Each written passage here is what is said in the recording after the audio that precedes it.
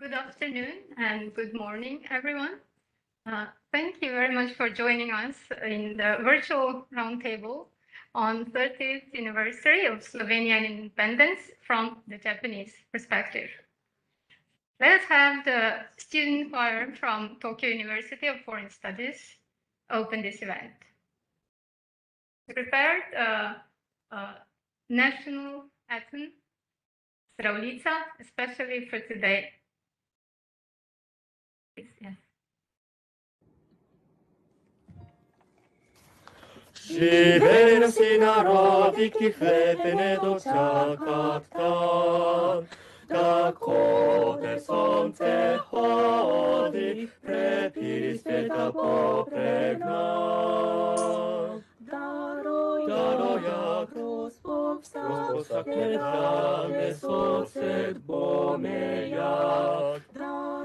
Дароя Господ всяке дане сосед хо, не благе сосед бомеяк.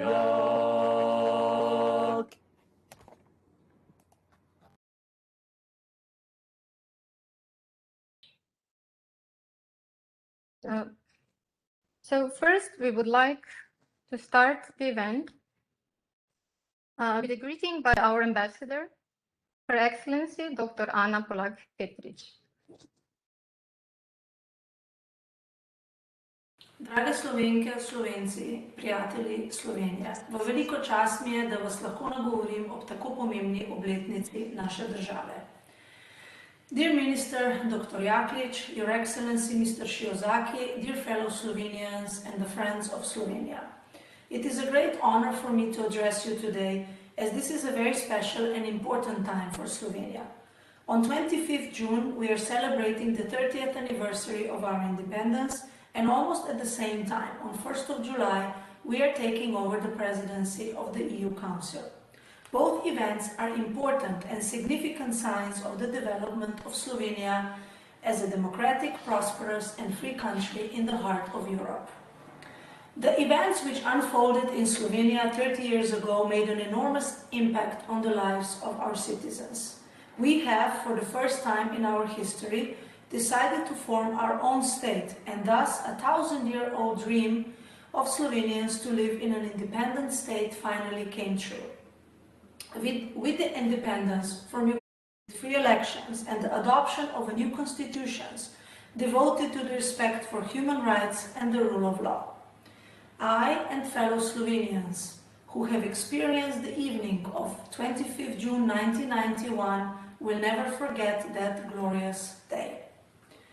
This is also the time for us to celebrate our resilience and the fact that as a 2 million nation, we have managed to survive through turbulent European history with our own language and culture, finally creating our own state. This would not be possible without our fellow Slovenians abroad and our friends worldwide. Thus, allow me to take this opportunity and extend my sincere gratitude to all of you who help preserve Slovenian culture and language abroad, and who help us promote our country also in Japan. This is why I am, together with my team, honored to host and organize today's event at the Embassy of Slovenia in Tokyo. I would like to thank Minister Dr. Helena Jaklič for taking the time in her busy schedule and for making a keynote address. Also to Honorable Diet Member, Mr. Shiozaki, for his continued support as a president of the Japanese-Slovenian Parliamentary Friendship League, and also to the moderator and the panelists who will share with us their personal and professional experiences of the time 30 years ago. During the time of celebration, Slovenia also remembers those nations which helped us in our path towards sovereignty and independence. Japan has recognized Slovenia in 1992, and since then our relations are friendly and further developing. Japanese have found the treasures of Slovenian nature, food and wine, and the Slovenians admire Japanese hospitality and kindness. Political ties are growing stronger. To mention just the latest high officials visit, Slovenia was honored to host the Minister of Foreign Affairs, Mr. Motegi, in April 2021. Common projects and cooperation are blooming in the economic and scientific field. Port Koper in Slovenia is becoming increasingly interesting for Japanese transport to Central Europe, and we are exploring possibilities for further collaboration in the areas of digitalization, cybersecurity, high-tech, artificial intelligence, and Society 5.0. Tomorrow you will be able to read about this and other successes and future possibilities of Slovenian Japanese cooperation in an eminent Japanese newspaper, Japan Times, also featuring Minister of Economy of Slovenia, Mr. Počivalšek. In conclusion, let me underline that COVID pandemic has revealed to us that together we can be stronger, and that solidarity and mutual understanding must prevail in state relations as well as in person-to-person contacts. I'm sure that friendship between Slovenia and Japan is a clear proof of this, and that this friendship will continue to grow also in the future. V svojem imenu in v imenu Veleposlaništva Republike Slovenije v Tokiu dovolite, da vam iskreno čestitam ob dnevu državnosti in želim, da boste ta dan preživeli v mislih z našo ljubo domovino Slovenijo. In the beginning, I hear we experienced some technical issues. So let me again briefly introduce the host of today's event, which is Embassy of Slovenia in Tokyo. My name is Tinka de la Corda Kawashima from Hiroshima University, and I will be moderating this special event. Before I also mentioned, and I'm worried that you might not have heard me, so let me say it again. It is very important to recognize the recent passing of Nobuhiro Shiba, Professor Emeritus from Tokyo University and Josei International University, and honor his monumental contribution in the recognition of Slovenia in Japan. In 2017, the Slovenian government awarded Professor Shiba with a Medal for Merit for his contribution to informing the Japanese public about the historical and social circumstances of Slovenia's path to independence. Now, it is my honor to invite Her Excellency Helena Jaklič, Minister of Government Office of Slovenians Abroad, to give her keynote address. Spoštovana gospa veleposlanica, dr. Ana Polak-Petrič, spoštovani gospod Shiozaki, spoštovane drage rojakine in rojaki na Japonskem, dragi japonski prijatelji. V veliko čast mi je, da vas smem danes pozdraviti in skupaj z vami praznovati 30. obletnico samostojne in neodvisne države Slovenije. Seveda bi me zelo veselilo, če bi se lahko srečali v živo ter se skupaj veselili rojstnega dne naše države, toda pandemija in razdalje nam to preprečuje. Toda v zadnjem letu smo spoznali, da smo lahko povezani tudi prek spleta. Naj se vam zato po tej poti na predvečer praznika, ki v sebi zgoščuje vso tisočletno zgodovino slovenskega naroda, so njegovo duhovno tradicijo, zvestobo slovenski besedi in pesmi, iskreno zahvalim za vašo globoko povezanost s slovenskim narodom in državo. Hvala vam, da ste kljub geografski oddaljenosti in različnosti kultur skozi vsa ta leta želeli in znali ohraniti zvestobo Sloveniji in lepoti njenega jezika. Hvala vam za vse, ker ste tako vi osebno, vsak posebej, pa tudi kot organizirana slovenska skupnost skozi vsa ta leta storili za povezovanje Japonske in Slovenije. Nekateri ste v deželi vzhajajočega sonca že desetletja in ste tudi v tistih odločilnih časih slovenskega osamosvajanja in prizadevanja za mednarodno priznanje naše mlade države odločno, aktivno, predvsem pa srčno, stali ob strani svoji oddaljeni ali ljubi domovini. Brez naših rojakov, ki živijo po vsem svetu in so pred 3 desetletji tako jasno sporočili, z vami smo, podpiramo vas in odločitev o vaši svobodni, demokratični in samostojni Sloveniji In zato smo pripravljeni iti pred pomembne države, institucije, pripravljeni klicati po vsej državi, pisati pisma podpore, ne bi nikoli uspeli v tako kratkem času spremeniti odnos svetovnih velesil ter drugih držav, v kateri živijo Slovenci, do naše mlade države. Iskrena hvala za to. Ko praznujemo 30 let svoje države, si velja še posebej priklicati v zavest, da se je ta rodila iz neverjetne sile majhnega, toda vztrajnega in trdoživega naroda. Samo pomislite, hrepenenje po svoji državi, po številu mnogo večjih narodov, kot je slovenski narod, so ostala neuresničena. Mnogi narodi, močnejši kot smo mi, so izginili na poti teka zgodovine. Toda mi smo še vedno tu. Stati in obstati nam je preveč kot 500 leti zabičal Primož Trubar. Te besede so naši rojaki vzeli silo zares. Te besede ste naši rojaki vzeli tam tudi na Japonskem silno zares. Vaša zvestoba slovenstvu tudi danes nas, ne glede na to, na katerem koncu sveta živimo, zavezuje in pred nas nalaga odgovornost, da naš narod in našo državo ohranimo za vse bodoče rodove. Naj bodo tudi oni ponosni hčere in sinovi slovenske domovine.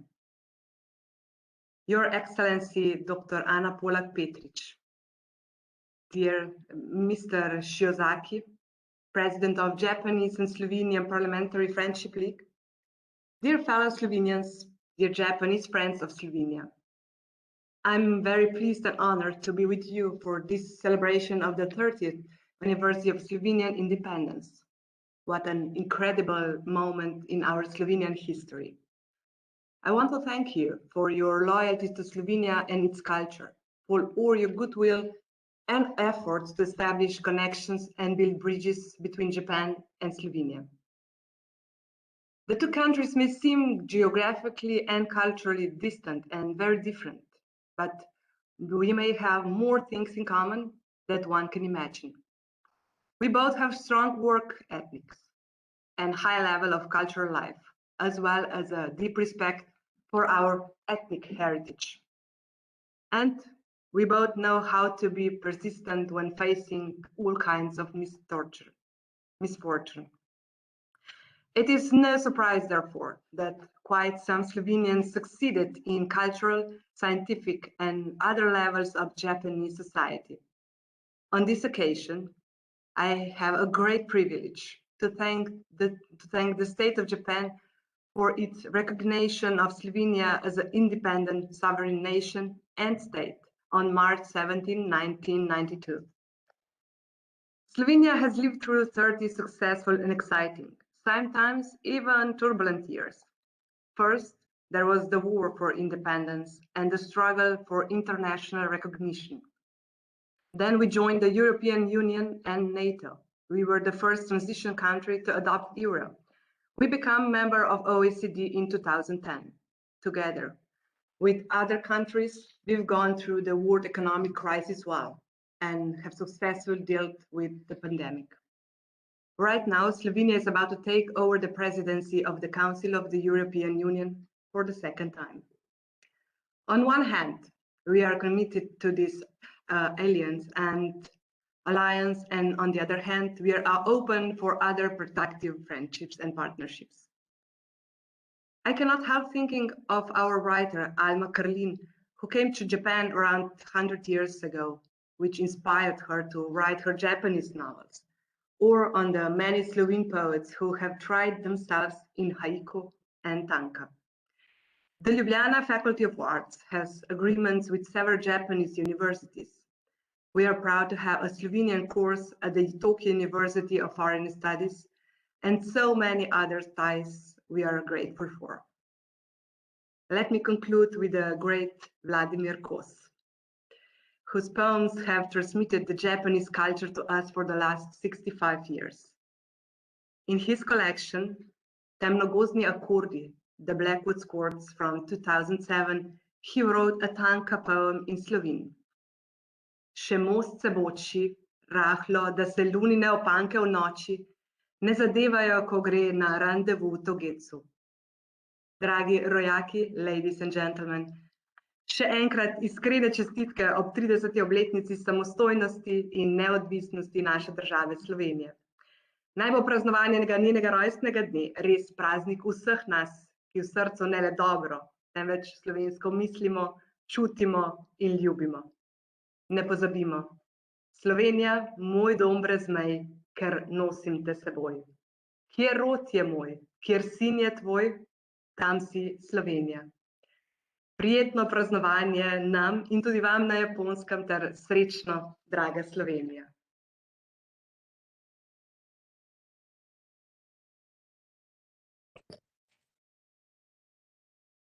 Thank you very much, Dr. Jaklič, for this warm remarks and for reading the poem by Dr. Kos. In fact, Dr. Kos. Ja, sem ga opazila, tako da gospod Vladimir Kos, iskren pozdrav iz Slovenije. Sem zelo vesela, da ste tukaj z nami. Pozdravljeni, gospod Kos. Tudi jaz imam veliko čast, da preberem vašo pesem, ki ste jo sestavili posebej za današnji dogodek. I would like to read a poem written especially for today's event by Dr. Vladimir Kos, the Jesuit missionary and former professor at Sophia University in Tokyo. Dr. Kos, upam, da nas slišite, da ste z nami. Naslov te posebne pesmi je Moj potni list.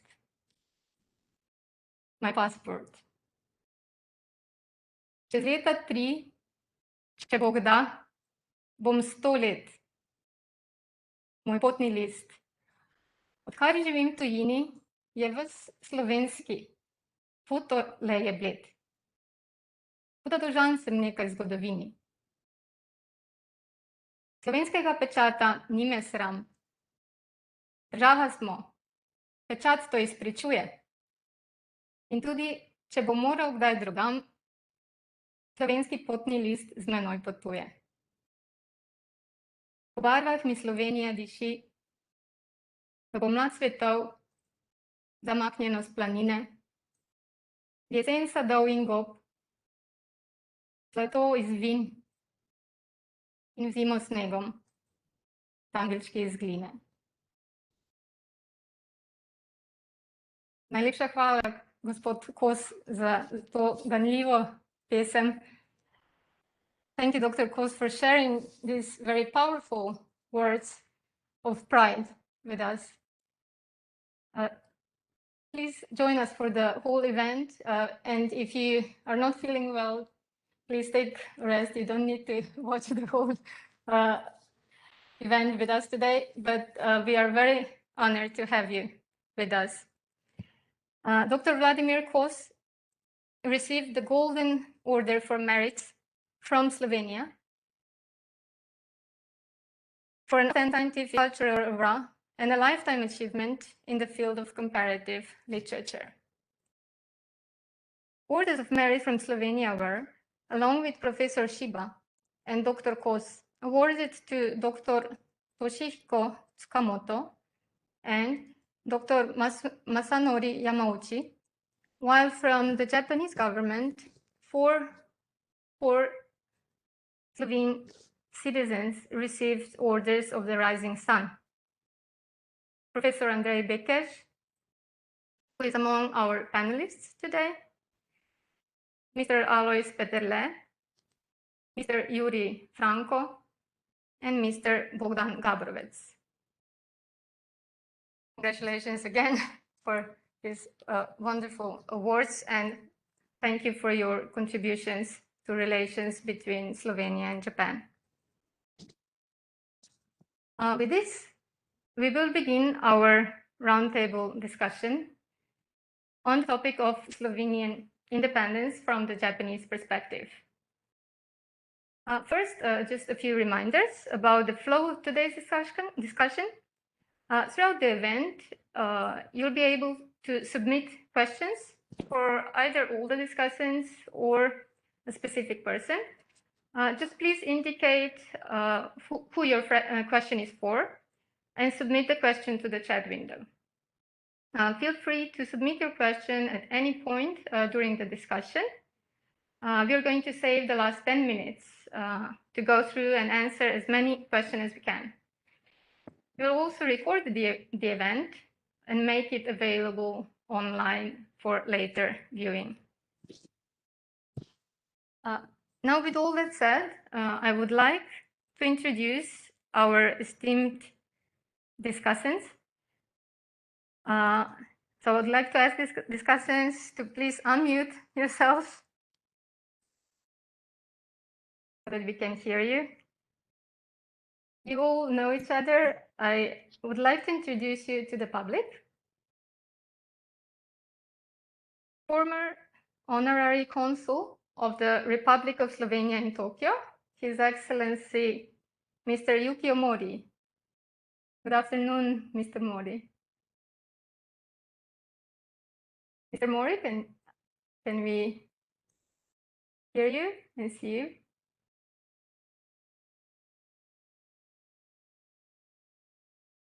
Yes, now can I hear? Yeah.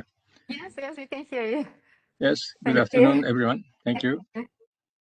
And Professor Andrei Beker, Yes. co-founder. Good afternoon. Good afternoon. Co-founder of the Department of Asian and African Studies at University of Ljubljana. Good evening. It's good to see you again. And Mrs. Jelislava Setna, President of the Slovenian and Japanese Friendship Group. Good evening, Mrs. Setna. Dobar dan. Hello, everyone. Can you hear me? Yeah. We can hear you very well. よろしくお願いします。Yeah. And Mr. Yasuhiro Nagasaki, former NHK. Can we hear you? Mr. Nagasaki is former NHK journalist deployed in Slovenia during the time of it gaining its independence. We are very happy to have you all with us. Mr. Nagasaki? Yeah. Hello, everyone. Hello. Good afternoon, and thank you very much for your invitation to this meeting. Yeah.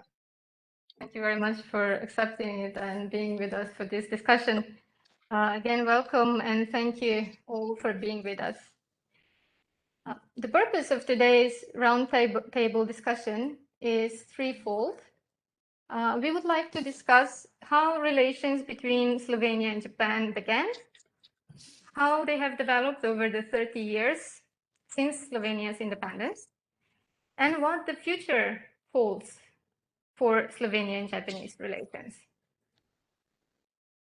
Before we begin our discussion, please allow me to give you a brief overview of some significant events that led up to the independence of Slovenia in 1991. Slovenia used every last drop of the constitutional and legal framework of the then Yugoslavia. It began with an article in the Federal Constitution, the possibility of secession of individual republics, which Slovenia took very seriously. And from the end of the 70s, Slovenia was able to attain liberalization within the League of Communists. A systematic expansion of the field of freedom of speech through the judicial process, meaning that the liberal judiciary took seriously the legal framework, which allowed much more than the League of Communists actually allowed to be implemented. And the voices of free speech appeared in the media, like Mladina, Tribuna, and later Nova Revija. Freedom of speech opened the door for new social movements, like the peace movement, the environmental movement, LGBT community. And these movements culminated in the second half of the 80s with the formation of new unions, independent of the League of Communists. Slovenian Farmers Union, Slovenian Democratic Union, Social Democratic Union of Slovenia, which is now the Slovenian Democratic Party. Also, during this time, and possibly as a result of these unions, we began to see the confrontations beginning with the conservative centralist structure in Slovenia and Yugoslavia, with the leadership of Serbia under Slobodan Milosevic, and also against other pressures from Belgrade. The most famous example, perhaps, being the revolt started at the arrest of the 4 Mladina journalists. Soon, liberal currents came to dominate in Slovenia. A committee for the protection of human rights was established, and widespread support for democratization and independence prevailed. All this resulted in the implementation of free elections in 1990s. It must be emphasized that the consistency in the legal aspect of these changes for independence, including the referendum, provided a strong foundation for later international recognition. Finally, after the proclamation of Slovenia's independence, the territorial defense, which was initially created to support the Yugoslav People's Army, became a military obstacle to it. This was a very quick run through the main events that led up to the Slovenia's independence. For Japanese language descriptions, please see Professor Shiba's history books on the background of the disintegration of Yugoslavia.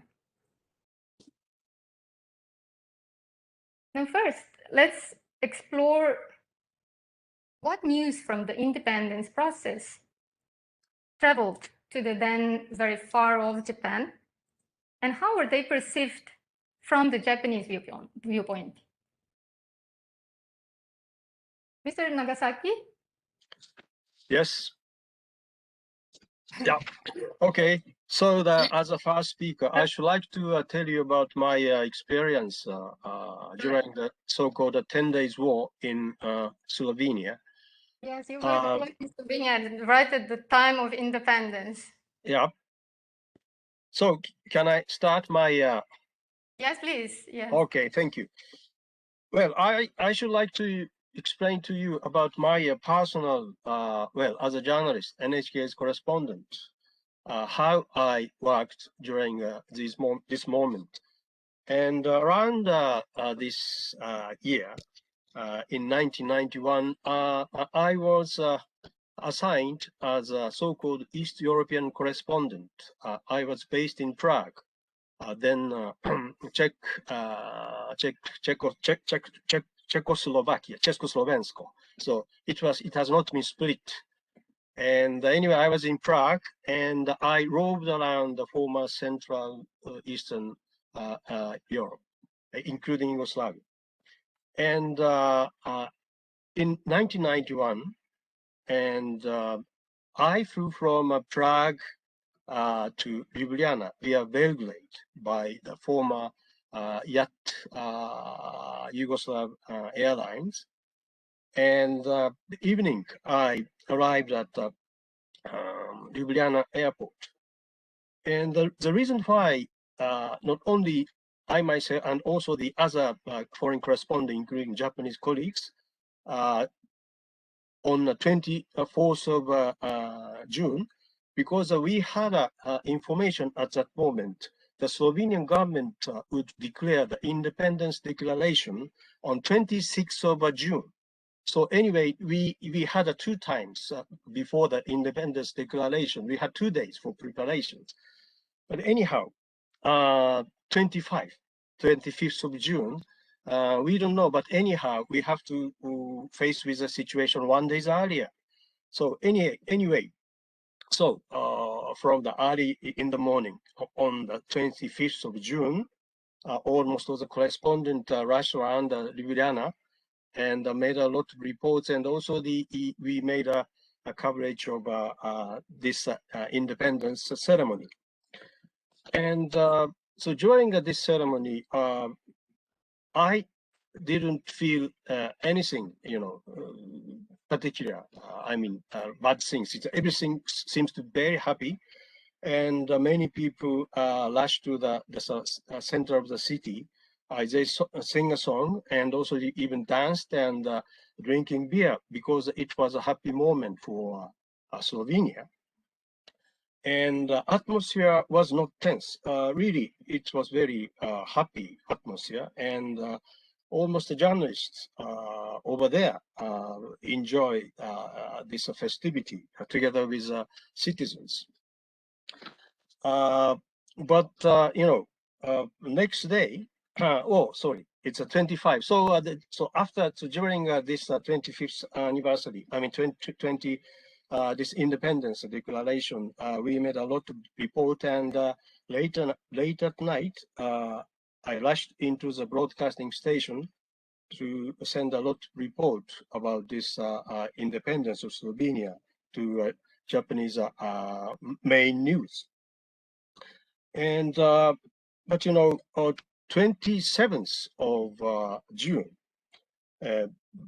All of Slovenes remember that day, 27th of June in 1991, JNA, Yugoslav Federal Army, enter into the soil of Slovenia.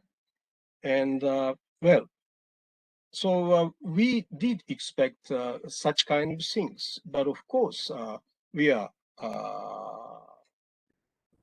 even though we had prepared such a situation, but of course I remember very well that I felt that really the war had begun, because I kept my notebook, which I wrote many reports around there. I checked my notebook. 27th of June, I wrote down in Japanese, of course, it was war. I did write it. And after getting this news that JNA violated the Slovenian territory, I rushed to the Slovenian Ljubljana Airport, International Airport, and already airport was completely blocked. No journalist could access. But anyway, we could see the building, and so behind the building of the airport, I made a report, and for nightly news to Japan. And after making the report, our crew rushed to the this border with Austria and Italy. And in the Austrian border, in the Slovenian side, already JNA had controlled everything, so the journalists could not access there. So then we changed the direction to the border with Italy, and with the Italian border, still so Slovenian side kept control.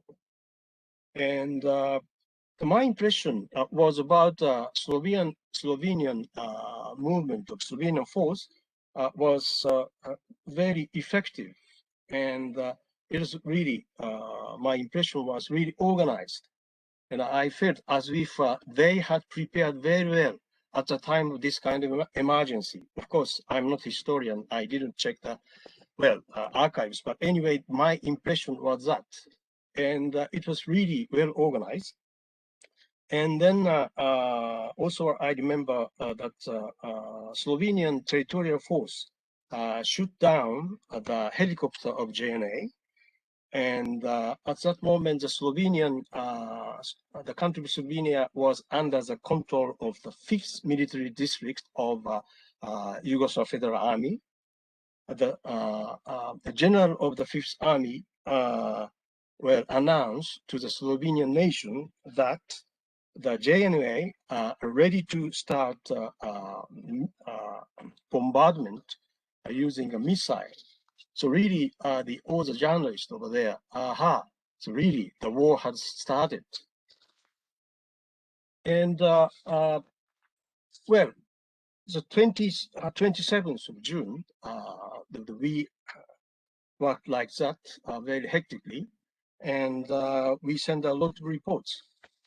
And then 28th of June, well, so the place where situate around 30 kilometers from east of Ljubljana, I made a report about bomb attack by JNA's fighters against small villages. And also I made some reports about this bombardment. And I remember very well that when our crew arrived at the scene, already a fight was over, and few of farmers' house was burning very, very hard, and also the very bad smell was, radiating over there. And I found 2 or 3, the charred, burned body was on the streets, and either by burning or by some shooting from above by a fighting plane. Anyhow, that the citizens was killed. And well, I'm as a journalist, I have to make this kind of scene. I have to take a picture, and I made a report and depicting that situation, and then moved to the city of Novo Mesto, where the very big hospital was there. Still, I think there is a big hospital over there, and some of the wounded people were hospitalized, and I made an interview with them. And anyhow, some of them told us that the JNA fighters flew in a very low altitude and shoot against them. And I made an interview with one Bulgarian. He was a driver of a truck who transporting stuff from Bulgaria to some city of Europe. And another one, another person was Bosniak. He gets very indignant. He wounded. His foot was wounded because of this, attack, and he gets indignant. And this action really barbarous one. He told to the camera. So we all the crews and so many foreign crews made a story in this Novo Mesto. And then, we moved to it's the name of the city, it's Brezice.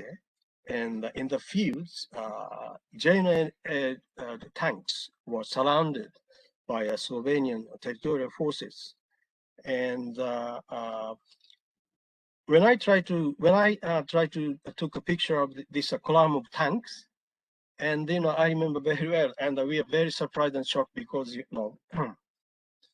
one of the tanks moved this very big barrel against camera crews, and actually they hit us. Of course, fortunately, the direction was wrong, so nobody was hurt. But of course, we flew away. We hurried away from the scene. So, of course, we took such kind of a scene and made a report. And of course, during these coverage, 5 or 6 days, every day I sent a lot of this report to Tokyo, and also I made a lot of interview with ordinary people in the city of Ljubljana or other cities. We try to gather as many interviews as possible, and daily level I sent all of them to Tokyo. And later years, I know the fact in Tokyo, this Professor Bekesh, right now he's attending this meeting. He translated from Slovenian and Serbian to Japanese. But anyhow, this will be the later story.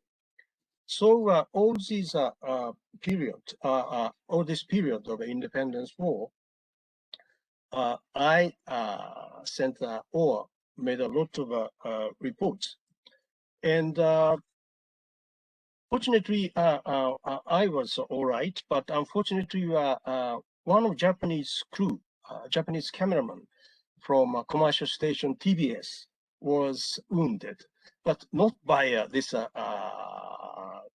JNA, because in a border area they made a coverage and they followed the Slovenian territorial forces, and then they didn't intend to cross the border with Croatia, but anyhow they crossed the border and they went into the Croatian soil. And over there, also the JNA and the Croatian territorial force had some kind of fighting or skirmishes. And unfortunately, this guy was involved with a shooting, and he was seriously injured. But he was really lucky because he had an operation in a local hospital in Croatia, and maybe the surgeon was quite good. And so this emergency, this operation was done quite well. And then he returned back to Tokyo. But of course, he was all right. So when he was, wounded, I returned back to my hotel in Ljubljana, and a lot of Japanese correspondents and also the foreign correspondent waited at the return of Japanese crews. And I was surrounded by the other colleagues, and if I was all right or not. And of course, I was all right. But many of them thought that I myself was, shot. But no, another guy, TBS guy, was shot in Croatia. So this was an episode. But anyhow, we worked like that. And so I should like to sum up my limited experience in 10 days. I should like to tell the 3 points. One thing is that this is my impression. And of course, for Slovenian, this war was really serious because the enemy at that moment was the big JNA force and also the Serbia. But everywhere the Slovene people was well organized, and it seems to me that you were so prepared, well prepared, not only by the fight against JNA by Slovenian forces, as I told you, that it seems to me it was very well organized. And also every day press conference was made, either by a foreign ministry or interior ministry organized press meeting 3 times a day or something. But they are very calm and they are very good at handling that information. And in terms of media war, if I may say so, in terms of media war, the Slovenia has done very well through the international media. Slovenia,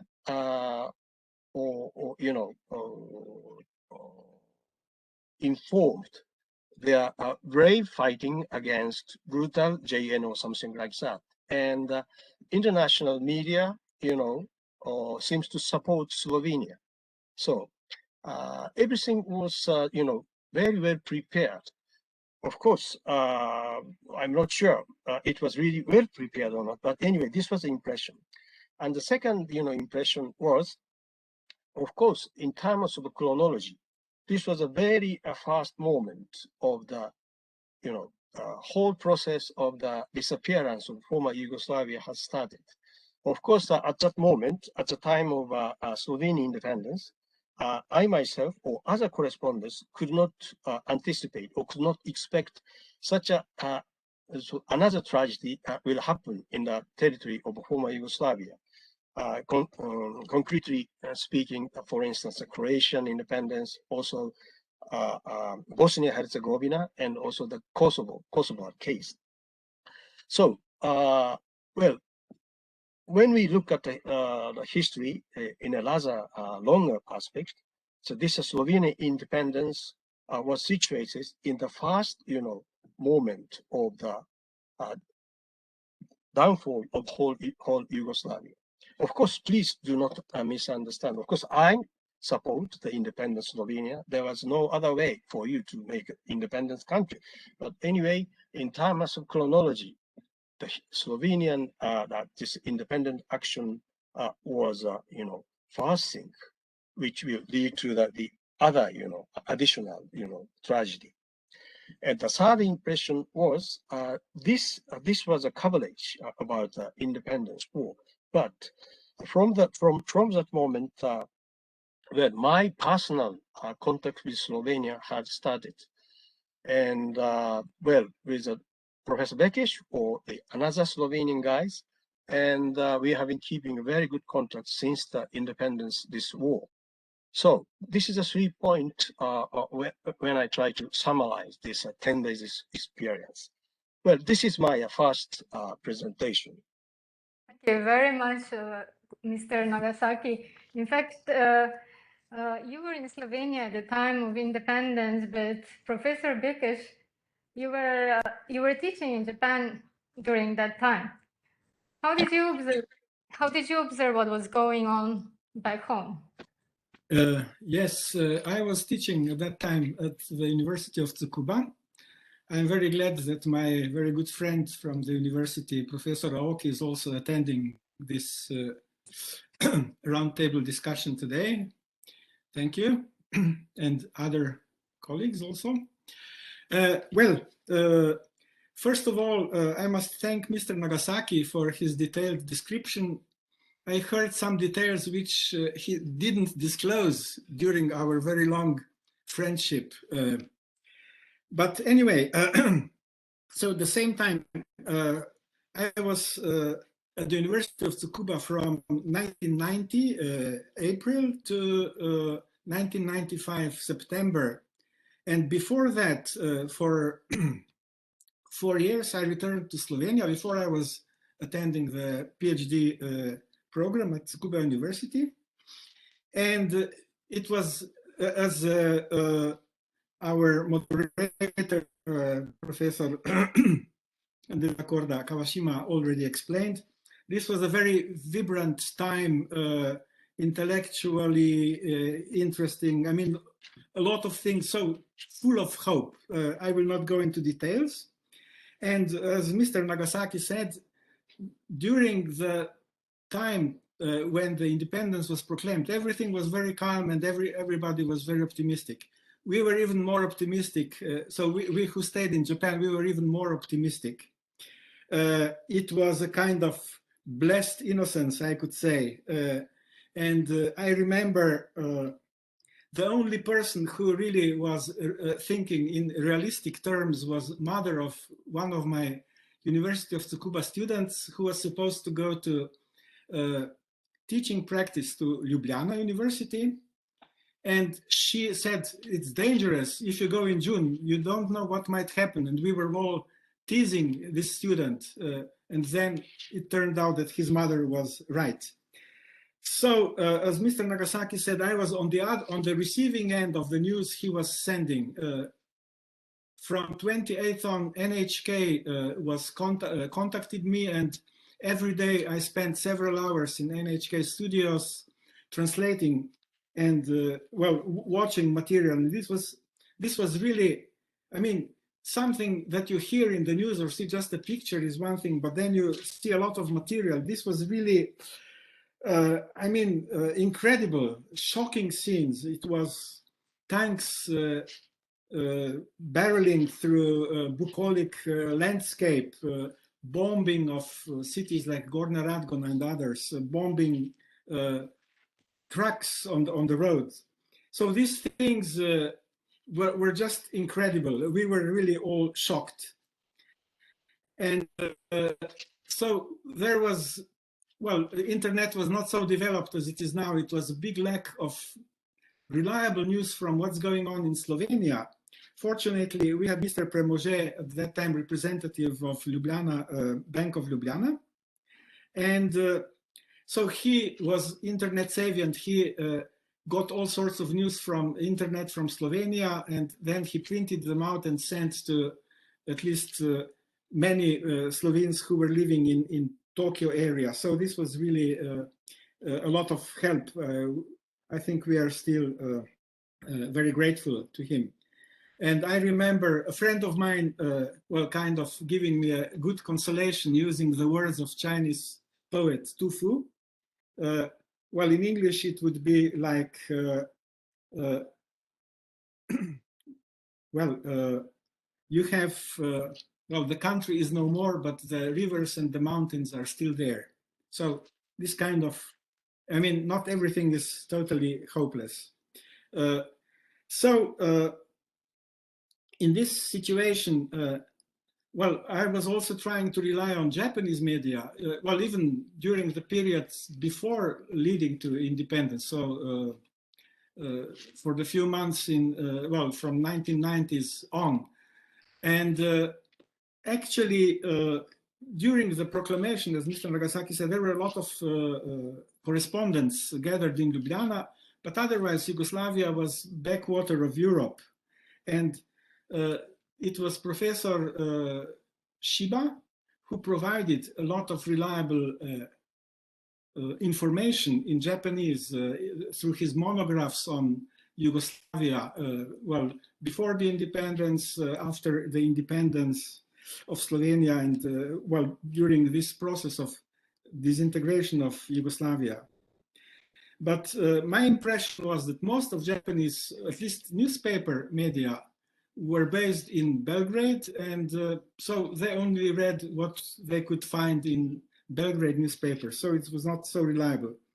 And so you had a former Japanese diplomat saying on TV, well, kind of roundtable discussion, you know, those bastards, they have been fighting each other for 1,500 years. It's nothing special.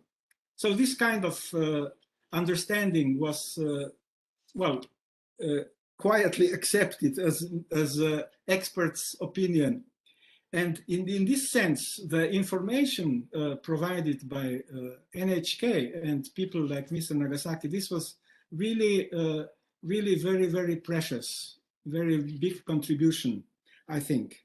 And it's paradoxical, so communist country falling apart, and the most reliable news that were available in Japanese in newspapers was the organ of Japanese Communist Party, Akahata.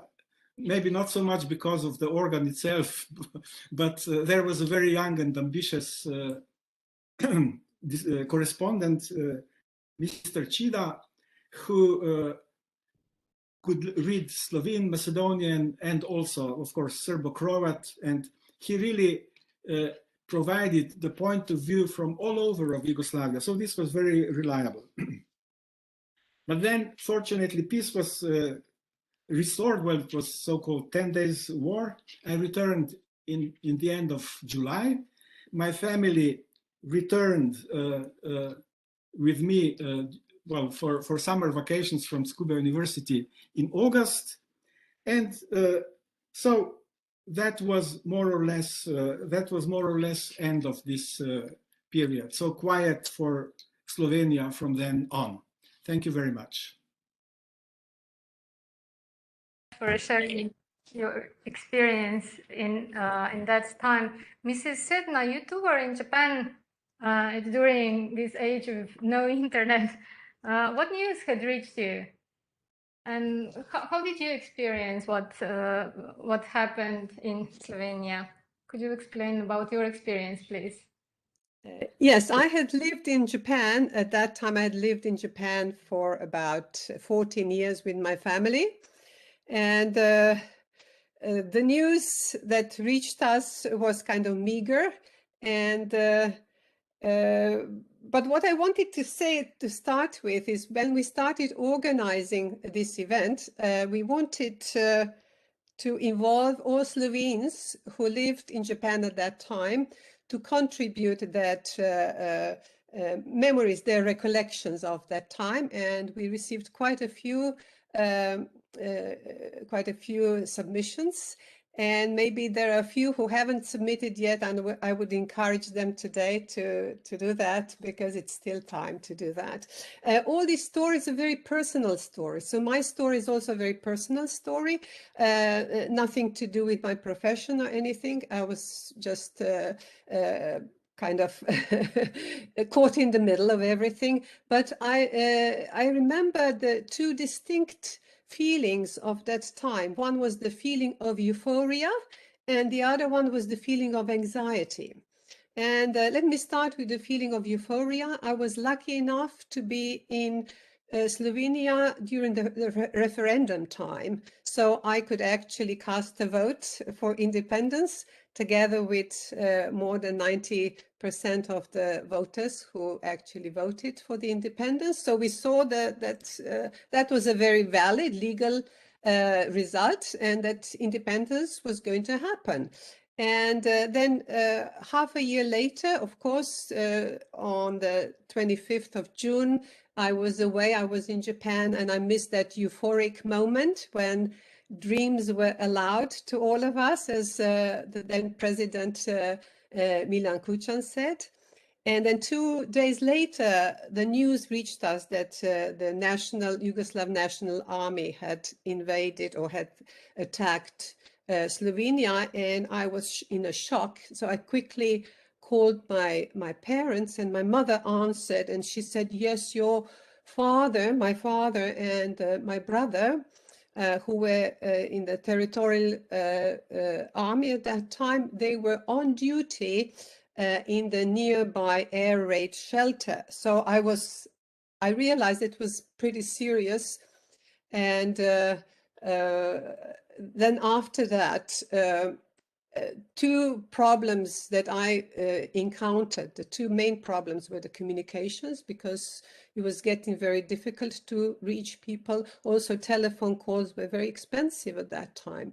You know, just call for 3 minutes cost about 40, 50 euro at that time. So it wasn't something we could do regularly every day. There was pre-internet time. And the second problem was the confusion of names, Slovenia, Slovakia, Slavonia. And I remember after the war had ended in Slovenia, and I was vacationing in the Nagano, in the mountains of Nagano.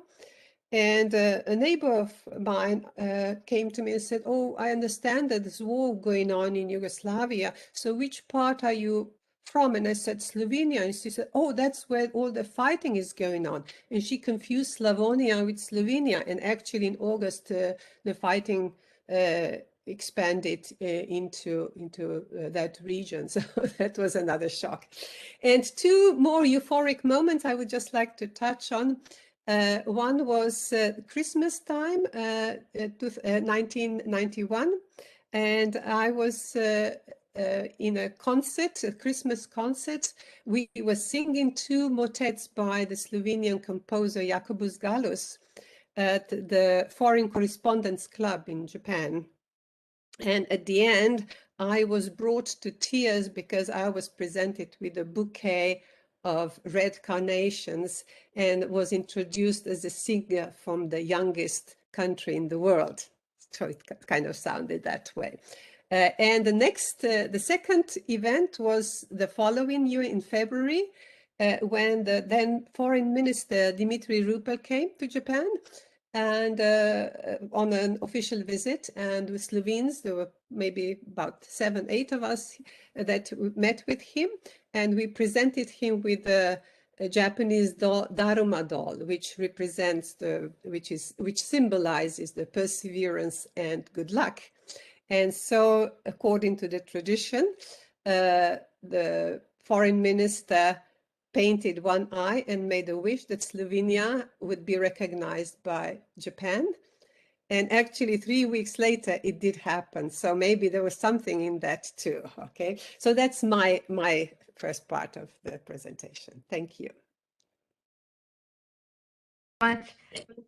Interestingly, the first official delegation from Slovenia went to Japan even before Slovenia's official recognition in 1992. Let us now discuss what meaning Slovenia's independence had for relations with Japan. Mr. Mori, you became an honorary consul of the Republic of Slovenia. Could you tell us what brought you to Slovenia in 1992, just a few months after its independence?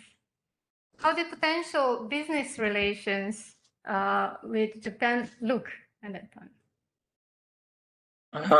Can you hear me now? Hello.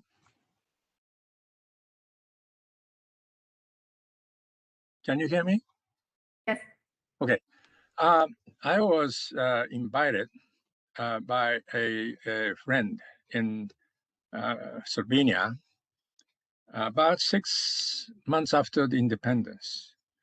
And so that was my first challenge to visit this lovely country.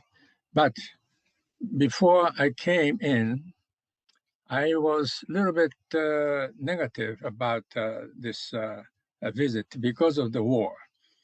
But also in the meantime, the Slovenia for me was a third nation under socialistic system, followed by the first visit to China, and secondly, Soviet Union, under Gorbachev, and then now the Slovenia is the third socialist country I visited.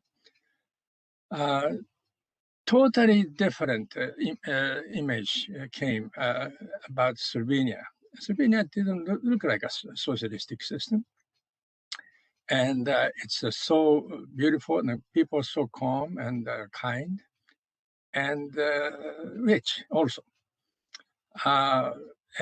So first visit, I was not sure about it, so I went to see Mr. Hatta, who was the minister of foreign affairs at that time. And I asked him to write a letter to introduce me to embassy in Vienna, in charge of Slovenia. So first I went to Vienna and met Ambassador Kurokawa, and then I came to Slovenia as a semi-official visit. During the first week, I met almost like 100 people and visited 25 companies. And then I met so many great friends. And then I found something very interesting. By talking to many Slovenian people, I began to see Europe much better than from Japan.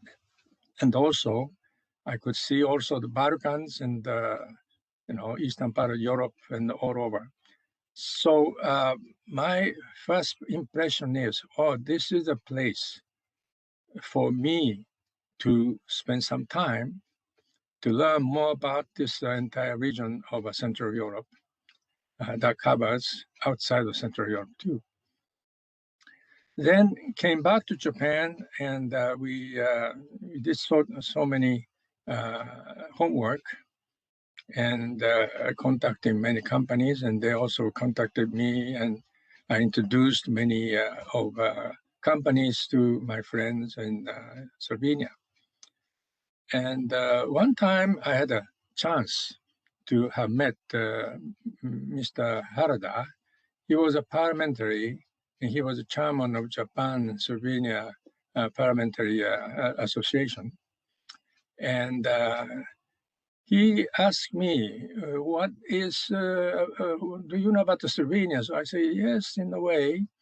It's a beautiful country and it's so nice. But I mentioned about this, my finding that Slovenia is a center of Central Europe.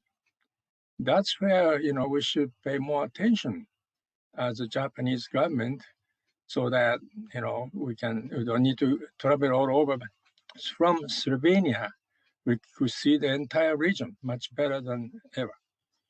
And at the time, the embassy was not there. So the Vienna was in charge, but they're not doing a thing. So I said to Mr. Harada, please open up a embassy in Ljubljana. And he said, well, it's not that easy to open up an embassy in a small country. But believe me, this is not a small country. It's a small country, but coverage of that region is so huge. Then one time, I was also living in Washington, D.C. at the time, and just 1 week before this 9/11 took place, my wife and I decided to, come back to Tokyo. But Mr. Harada contacted us and please, I'm going to Moscow and then plan to go to Slovenia to see what I said was right or not. And I was tied up, so I asked my wife to go there and meet him in Vienna. So they got together in Vienna, and then our ambassador in Vienna provided a car. So ambassador and Mr. Harada, my wife, went to Slovenia together. Then he was very much convinced about this occasion of his first visit to Slovenia.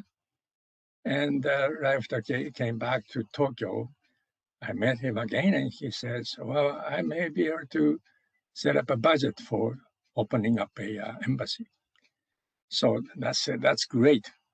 So that's what the embassy was opened up in Ljubljana. Then after that, for business, a Minister of Agriculture came to see us, and he says, Slovenia is going to participate at the Foodex, which is the International Food Fair in Japan. It's one of the largest in that region. And try to introduce the cheese, wine, prosciutto, and those things in Japan. So I said to him, well, I'm not a specialist of the food business, but maybe we can help you. So I, again, asked my wife to organize the team to support the Foodex booth for the first year, second year, and third year. But no good business result, because at that time still nobody knew of Slovenia. And so it was very hard to sell the agricultural products to our public. So at the end, we said, maybe we should help wine business to be developed. So without knowledge of wine business, we decided to import Slovenian wine into Japan. And it was a hard work, but that's how we started to import wine. Now it's been more than 20 years, and business is slow, but growing, which is getting, good business for Slovenian wine producers and us too as well. Also, I was a pioneer to introduce Slovenian wine into China, and that was also going good. But I do not care much about three-country trading with China, so we get out from this China business. But they still have a good business now. But we concentrate in Slovenian wine business only in Japan. So in the meantime, we try to promote the name of Slovenia in Japan, because unless otherwise, public knows of Slovenia, we cannot sell the wine. So before we sell the wine, we have to sell the Slovenia. Then that's how we got to know more about Slovenia, and also more Japanese got to know of Slovenia. So that's how in a way I in a small scale, but I contributed to Slovenia and Japan relationship through business and also opening up an embassy in Ljubljana. That's it.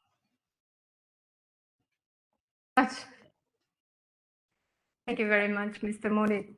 Professor Bekes, too, only a few years after Slovenia's independence in 1995, you established the new Asian Studies Department with your colleagues. How was that possible at that time? Well, this was a very long process. We actually started since my first return to Slovenia in 1986, and we came just one step before establishing it in 1989, and then the situation in Yugoslavia was so bad that all new plans were stopped for a while. And then the independence and then the war in Croatia and Bosnia, just on the Slovenian border going on and so on. So the situation was very, very unfavorable for such an enterprise.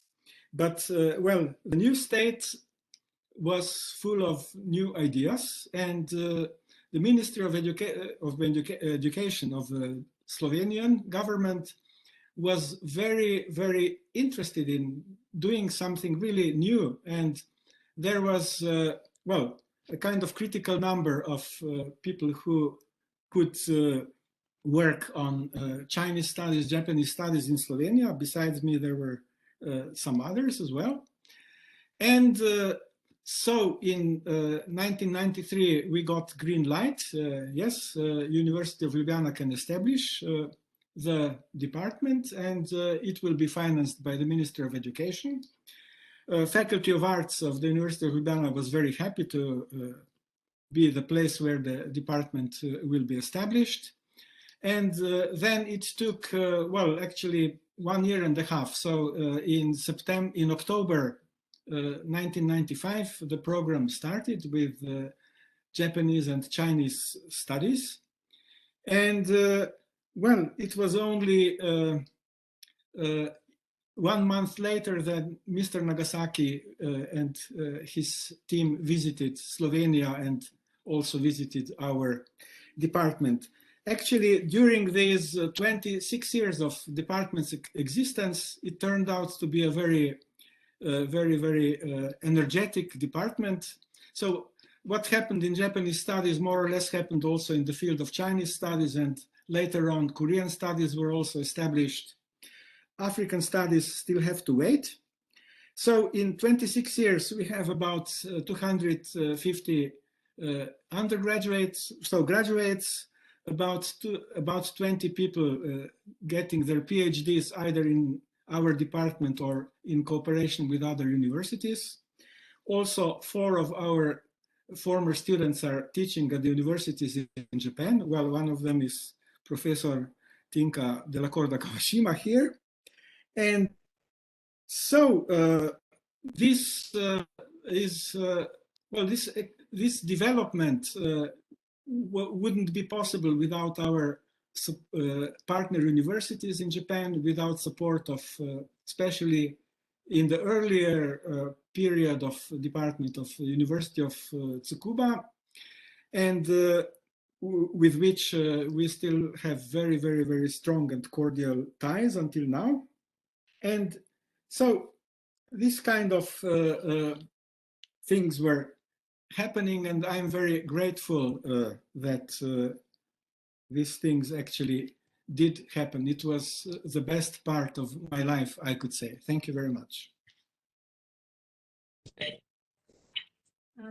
Thank you very much. Mr. Nagasaki, you traveled back to Slovenia around the time of the establishment of the Department of Asian and African Studies. Is that correct? I think it was a video was produced introducing the department. Yeah. Well, can you hear me? Yes. Oh, sound is all right. Okay. Yes. As Professor Bekes explained to you that in 1995, around 1 month, I mean October, I was fortunately invited by the Slovenian government, and with the support of first ambassador to Japan, Slovenian ambassador, Mr. Janez Premože. And well, government of Slovenia would like to well, show that the developments after the independence to the Japanese people through the media. So also I myself was very much interested in the later development. So I made a very intensive coverage, and there were three points of coverage in Slovenia after the independence.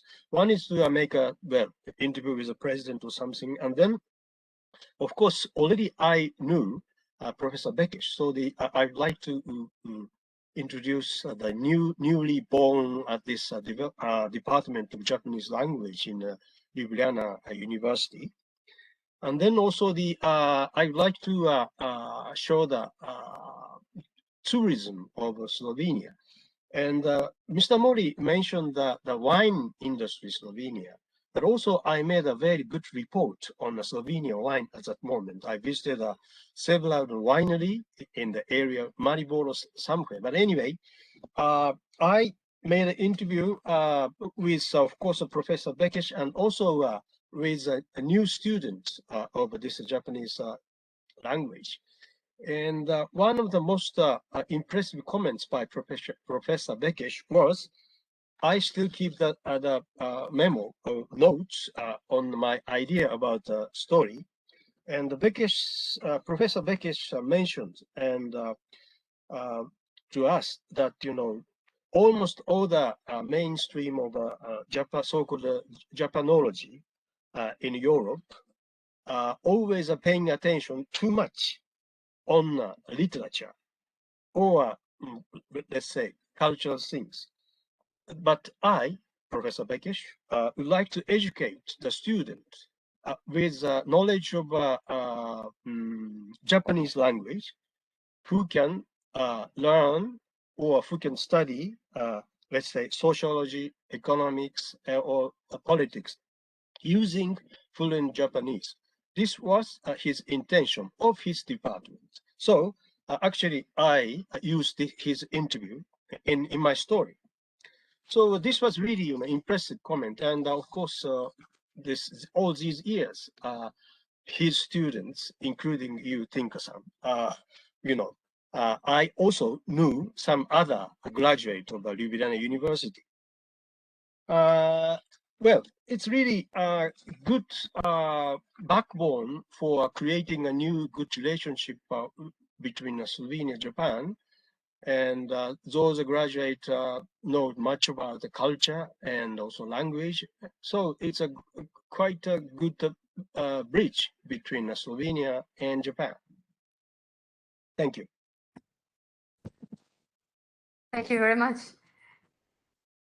With your efforts, really, the establishment of we heard the Embassy of Japan in Slovenia happened, and then the Asian Studies Department in Ljubljana. This both significantly raised the popularity also and knowledge about Japan, Japanese culture, Japanese language and economy in Slovenia. And on the other hand, Professor Mrs. Sepma, you on the Japanese side worked to make Slovenia visible here. You established, you helped with the first program, started the program for Slovene language and culture at Tokyo University. That's right. Yes, I was doing kind of counterpart of what Professor Bekic was doing in Ljubljana in Slovenia, with on a much smaller scale. And I must say that there was a lot of skepticism at first, not so much from the Japanese side, but from the Slovenian side. Surprisingly, everybody thought, well, I mean, who wants to learn about Slovene language and culture? But then I explained, like as Professor Bekic said, you have to see it in a more broader sense. It's not only the language, because you are teaching about the culture, you're teaching about lifestyle and industry and so forth. So this is what I was trying to incorporate into my program, which was on a very small scale. And we started at University of Tokyo, initially for 2 years, with the help of Professor Shiba. And I would like to express my deepest gratitude to him at this time for all the help and support that he's given us. Because also later, when we moved to the Tokyo University of Foreign Studies, where we kind of stayed, and I was teaching there for about 18 years until my retirement. And in the it wasn't just language classes, but we also organized all kinds of events. We held 2 symposia, for example. The first one was in the year 2000, on the occasion of 200th anniversary of Prešern's birth. And the second one was in 2008, during the Trubar year. Primož Trubar, the kind of father of Slovene language, shall we say. And both were held at the University of Tokyo, again with the support from Professor Nobuhiro Shiba. That's why I'm really grateful to him for all his efforts and support. Besides that, we managed to produce 2 publications of proceedings of those 2 symposia. And we also collaborated with from the very beginning, we collaborated with the Center for Slovene as a second foreign language at the University of Ljubljana. We carried out all their projects, translation projects, we have film projects, we hosted 2 Slovenian authors, Vinko Medendorfer and Nate Gazvoda, who came and interacted with the students. Students translated their work. We also watched a couple of movies because they were involved in movie making too. And the last, maybe the last effort before I retired was the translation of the booklet. I have it here. It's Slovenia, Poketoni Slovenia go. So it's a kind of introduction to the Slovenian language. And I was hoping I would be able to present the booklets to Mr. Nagasaki and Mr. Mori, but maybe next time when we meet, I will bring them along and present them to you. So that was basically, yes, maybe just one quick mention about the Slovenian films that we have been showing here as part of the Cinema Jugo. I think Professor Bekes was also involved with this. So every year we would show a Slovenian movie with the introduction explaining the content of the movie or the background of the movie. And also we held Skype interviews with the directors of the movies like Vojnović and Bicek, Maja Weiss, and so forth. And last but not least, during my time at the Tokyo University of Foreign Studies, TUFS, we started a choir, and you heard them today, this morning, I mean, at the beginning of the event, and maybe later on we will listen to them again. So yes, that's my contribution. Yeah, thank you. And maybe just very briefly, if I may, this is nothing to do with the Slovene studies, but is our friendship association, which was started 8 years ago. And I thought, since Minister Jaklič is present, that I would explain a little bit about that too. We started this society, not the society, it was just a group, informal group, and the idea was to get together, to organize social events where we could interact and maybe promote. Sometimes we promoted wine and other things too. And we had music, we had food, we had wine, and we made merry, and it was a wonderful time to kind of interact with our Japanese friends, and also other nationalities who lived in Japan at that time. So this is something that we are still on. It's ongoing. The last year we haven't been able to do much because of the COVID pandemic, but we do hope to resume our social activities and hiking and maybe movie nights and so forth that we've done so far. Yeah, thank you. Thank you, Mrs. Sitna.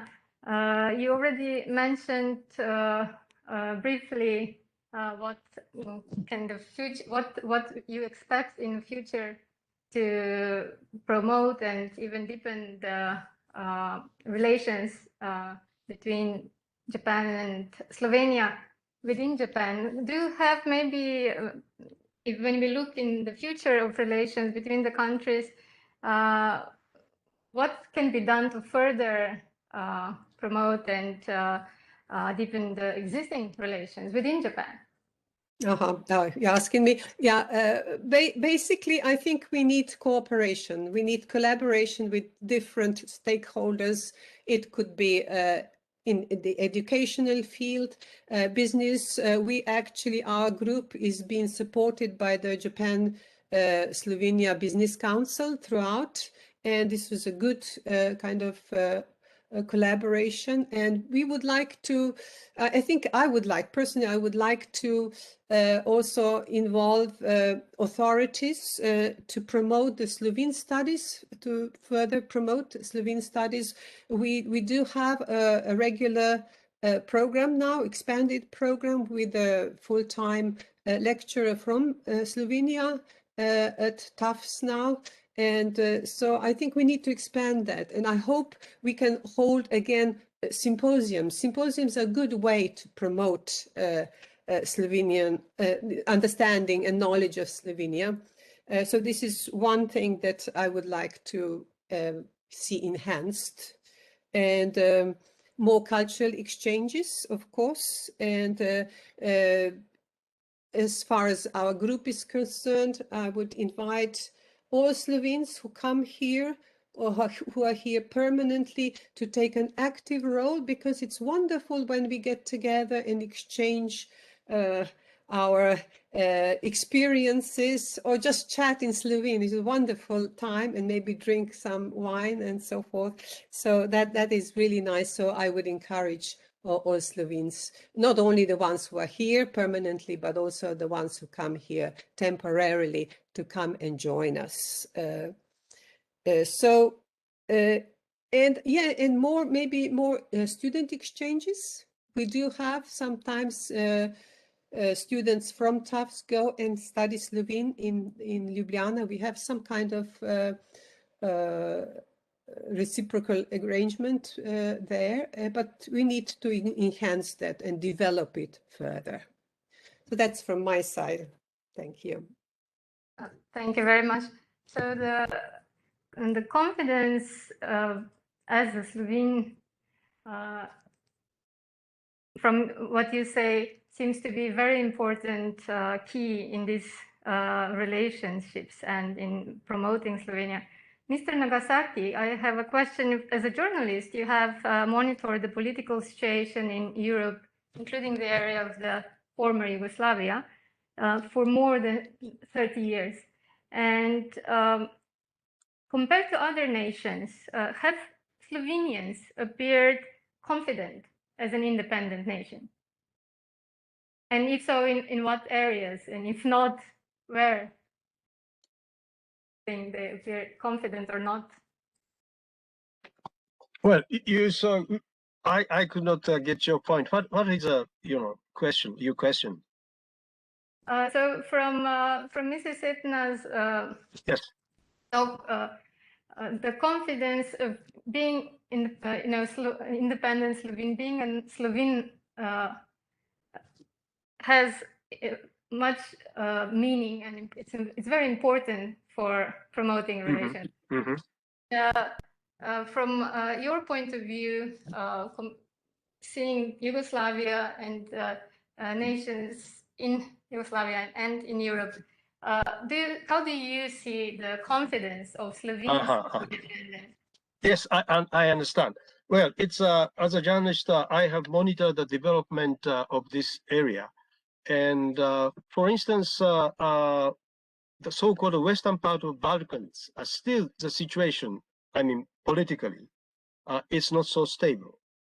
And I think Slovenia, also the late Professor Shiba frequently repeated his idea that, Slovenia could play a much bigger role, do something about the stability of this Western Balkans, for instance. And but I myself has been working for, some project by Japanese government, which try to enhance ability of broadcasting station in Kosovo. And I think, such a project is, deployed right now in the various parts of the Western Balkans. I think Slovenia was a former member of Yugoslavia. And also already Mr. Mori mentioned about the geography of Slovenia. Of course, the big city like Vienna, Austria, that does exist, but also Slovenia is in a very good position. The gateway to the Balkan Peninsula and also gateway to the Central Europe. And also you have rich, resources, human resources and knowledges about this western part of Balkans. So, well, of course, the Japanese government could make some much more deeper cooperation about this kind of supporting project to this area. I think definitely the Slovenia has enough potentiality to realize such a project. And also, well, as a journalist, we Japanese media should much more, or should make much more reports or about this area, including Slovenia. Yes.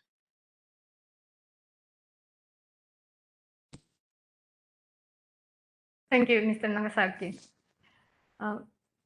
Professor Bakers, now back to you. Japan has awarded you with 2 distinguished awards: the Order of the Rising Sun, Golden Rays with Rosette, and the Japan Foundation Award for your outstanding contribution in the advancement of Japanese language education and cultural exchange between the 2 countries. Do you have any advice for those who want to pursue cultural, academic, and business relations with the Japanese? Yes, thank you for giving me word again. Well, as far as the awards, I was awarded are concerned, I was just the exponent, the hanger. So the whole department couldn't get the award. So there was some person in the department who was kind of in the role of a hanger, where this appreciation of what we have done as a collective could be then expressed. So this is true both in the case of the Order of the Rising Sun, and then also in the case of Japan Foundation Award. So this is appreciation of not what I have been doing as an individual, but appreciation of what we have been doing at the Department of Asian Studies, Japanese Studies program. Well, as somebody working in academic field, I cannot say very much about the business. I think Mr. Mori can have a much more reliable opinion in this area. But I would say that, as I said before, in 26 years, with a strong accent on interdisciplinarity as far as Japanese studies are concerned, we built a very good foundation. So we have a lot of graduates who have spent some time in Japan through various exchange programs, who are fluent in Japanese, who are experts in different areas, not only well, language and let's say literature, but also social science. And in this sense, these people could provide very important working force for, let's say, Japanese companies interested to come to Slovenia, and also for Slovenian companies interested in cooperating with Japan. So here, I think, well, we should use this enthusiasm of the first 25 years and continue in the same direction, and the results will be achieved, I'm sure. Also, I think an important part of cooperation is cooperation in cultural field. So a lot of cooperation in the sense, or let's say exchange also. So a lot of our graduates started working on translation of Japanese literary works. So we still lack a lot of classical literature from Japan being translated. This is one area. And of course, modern literature is followed much more thoroughly. And then another area where there has been a lot of exchange, actually they were pioneering cultural exchange between Slovenia and Japan. That's fine arts. So Ljubljana Graphical Biennale was from its early time hosting Japanese artists, and so through this a very, very vibrant exchange between artists from Japan and Slovenia happened. And this is also an important field, well, enlightening both countries and people in both countries on the achievements of art in both countries. So these are the fields where, well, I can say a lot of possibilities still for further development if we keep the present enthusiasm going on. And of course, at the same time, I would like also to thank Japan Foundation for supporting until now all these programs very generously. So, so much from my side. Thank you very much. Thank you very much, Professor Bekes. Our last question in this roundtable is to Mr. Mori. Based on current developments in Japan, what do you think the path forward looks like?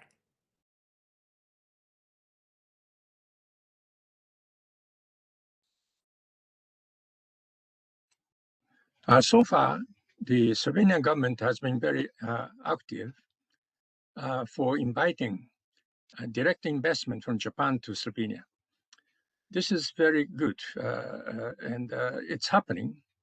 And big corporation like Sumitomo Group and so on are now investing money there as a direct investment. But for the future, we like to really pay more attention to not only just one way direct investment from Japan to Slovenia, but the Slovenia should also pay more attention to the Japanese market as well. And in addition to the big corporation, we need a small and a medium-sized company to be much more actively involved. As you know, the Japanese GNP, the majority of the GNP is massive of small and medium-sized corporations. Big corporations looks big, but we have more industry, more companies doing good in certain specialized areas, but they do not have a capability to go overseas. So we have to assist Japanese small, medium companies to come to Slovenia for either direct investment or the joint venture and so forth, and also the vice versa. I know one case, Xbox is a very good IT company, and Ocean Bridge in Japan side is a good partner for Xbox for the IT business. It's growing. And this is a small and medium-sized company. And this smaller enterprise must get together through some kind of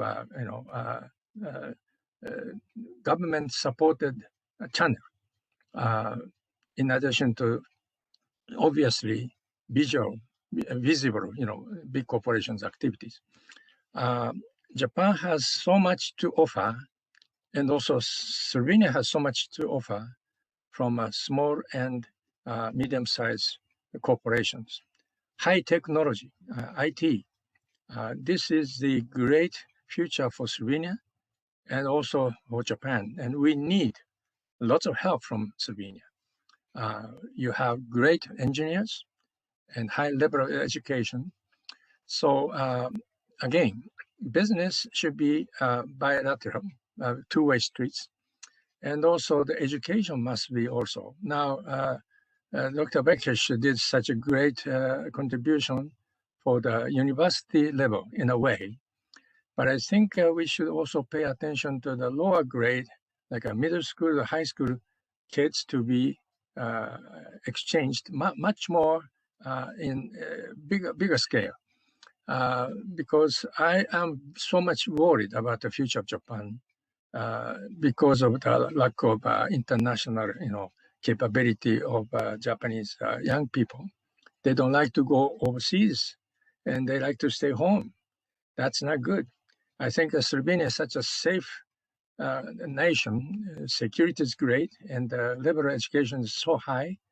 And so I think we need to send some students to be educated in European style, civilian style, which opens up the future of our new young generation's capability.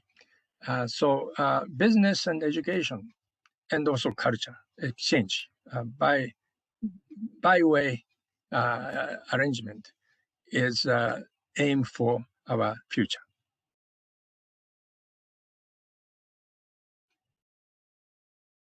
Thank you very much. As promised before the round table discussion, we now have a little bit of time for your questions, and we would like you to submit your question to the chat window if you haven't done it yet. Your question can be to one specific discussant or to the round table, and please indicate what you who your question is for. We may wait for maybe a few minutes to receive the question.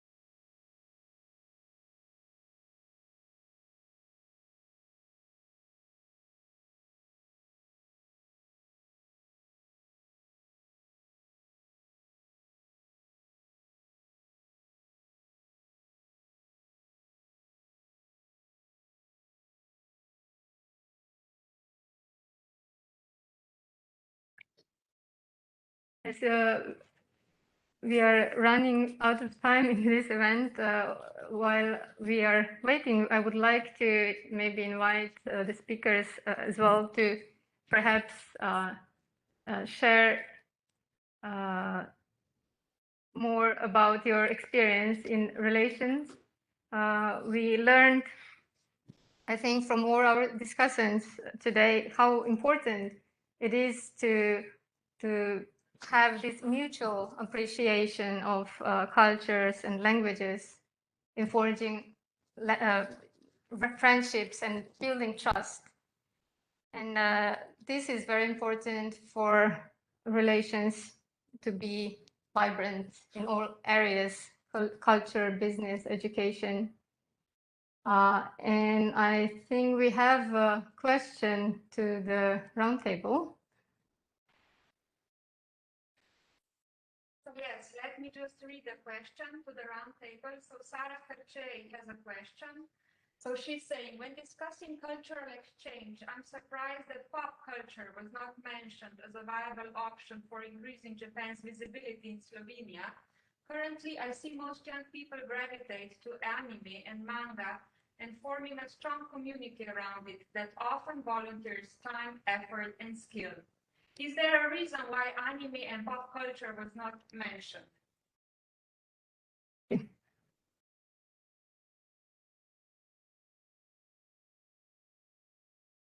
So this is the question to all the speakers. Yeah, if I may answer, well, one reason is that the time we had was very limited. And if we started talking about culture, then we would need another 6 hours.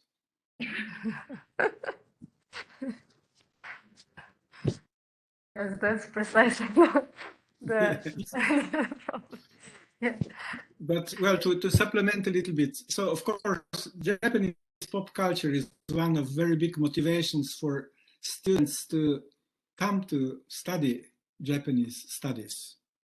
But usually, when they graduate, many of them get beyond this, or very, very far beyond, which is also, I mean, it's important. And of course, Japanese pop culture and anime and so on is very important in itself, and very important topic in, could be in media studies, in social science. And I'm sure our moderator, Professor Della Corda Kawashima, could tell a lot about this topic, but unfortunately we have limited time. And there are also many other topics which were not mentioned, also, I think, because of the very, very tight time frame that we are allotted. Thank you. Thank you very much. Yes, I'm afraid we don't have enough time, but it's a good suggestion for another event on the topic of pop culture and its influence also on knowing Japan and Japanese culture.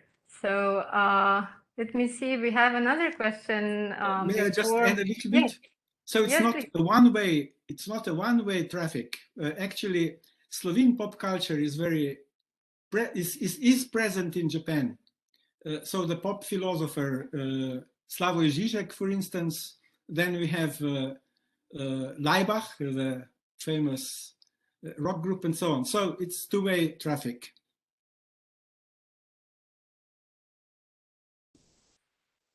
Thank you very much. For, so that is another idea for everyone to contribute also in this area on both sides. With this, I think we need to conclude the Q&A session, because we need to go further with the last promised speaker. I would like to invite His Excellency, Mr. Yasuhisa Shiozaki, President of the Japanese and Slovenian Parliamentary Friendship League, to share with us some closing remarks.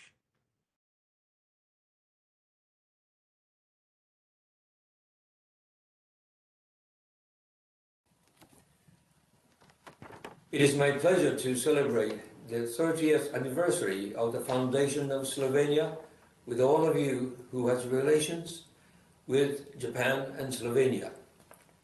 The history of friendship between Japan and Slovenia began in 1992, when diplomatic relation was established, and will celebrate its 30th anniversary next year. For Japan, Slovenia is a friendly and important partner that shares basic values such as freedom, democracy, human rights, and the rule of law. In 2019, Foreign Minister Kono visited Slovenia for the first time as Japan's foreign minister, and Japan and Slovenia have confirmed that the two countries will further strengthen good bilateral relations. We were honored to receive President Paho in Japan in 2019 to attend the enthronement ceremony, as well as Dr. Bertoncel, Deputy Prime Minister and Minister of Finance, and Dr. Picalo, Deputy Prime Minister, Ministry of Education, Science and Sport. Such active mutual visits of VIPs is an evidence of good bilateral relations, and we can expect further development of relations in various fields in the future. In 2005, I visited Slovenia for the first time as Senior Vice Minister for Foreign Affairs. Moreover, in 2016, which was the 25th anniversary of the establishment of diplomatic relationship between Japan and Slovenia, I have again visited Slovenia as the first Minister of Health, Labour and Welfare of Japan to participate in the 11th Bled Strategic Forum sponsored by the government of Slovenia, and I gave a keynote speech at the session on human security. Additionally, Slovenia will assume the presidency of Council of European Union during the latter half of this year. Thus, it is even more significant to strengthen Japan-Slovenia relations, not only for the viewpoint of bilateral relations, but also from the perspective of Japan-EU cooperation. Japan and Slovenia are physically far apart. However, we found out that the citizens of Slovenia show strong interest in Japanese culture. For instance, there are many judo clubs in Slovenia. An embassy of Japan in Slovenia holds a number of events to introduce Japanese culture, like kimono and Japanese movies, which enjoyed a great success. In terms of cultural exchange, we expect that the relationship between the two countries will become closer and closer. Last but not least, I would like to send my best appreciations to Her Excellency Ambassador Petric, in the Embassy of Slovenia in Japan, the Japan-Slovenia Friendship Group, and Josai International University for organizing this event. Together with all of you gathered here today, I would like to cooperate for the further enrichment of friendship between the two countries. I would like to conclude my talk. Hvala. Thank you very much. Hvala, Mr. Shiozaki, for these warm closing remarks. Before we finish the event, let me inform you that tomorrow, on June 25th, you will be able to find a full-page article on Slovenia in the Japan Times newspaper. Also, Slovenes abroad can view for free and without restrictions events related to the 30th anniversary of our independence, produced by National TV Slovenia. I would like to thank the Embassy of Slovenia in Tokyo and our ambassador, Dr. Polak Petric, for organizing this event. Dr. Petric, are you perhaps here to share a few words at the end with us?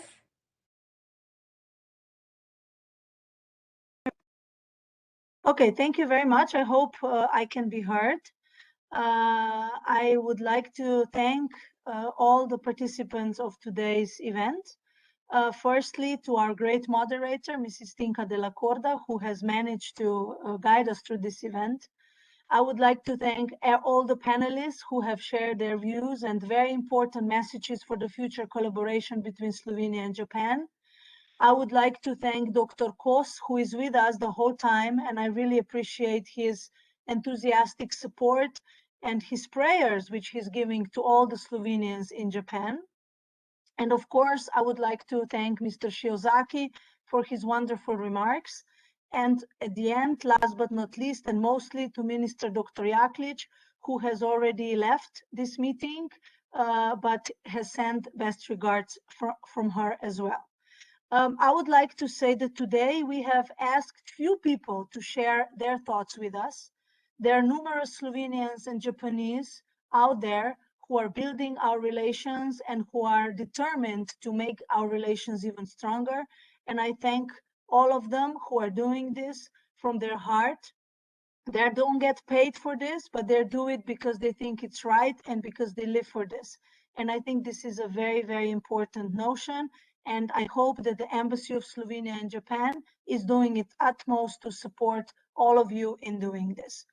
30 years is not a lot, maybe some would say, but for Slovenians, this is a very, very important path which we have gone in this time to become an independent, successful country, to have resumed the presidency of the European Union with 1st of July for the second time already, and to be able to participate in international relations and to participate in the global affairs. So for us, it is a great honor to be an independent country and to be present also in Japan with all wonderful people who are today participating in this event. So thank you again, and if not before, hope to see you next year. And I promise next year we will do an on-site physical reception at the embassy, because these online events are good, but not as good as having a good glass of Slovenian wine and shake hands and congratulate to each other in person. Thank you so much, and all the best to all of you.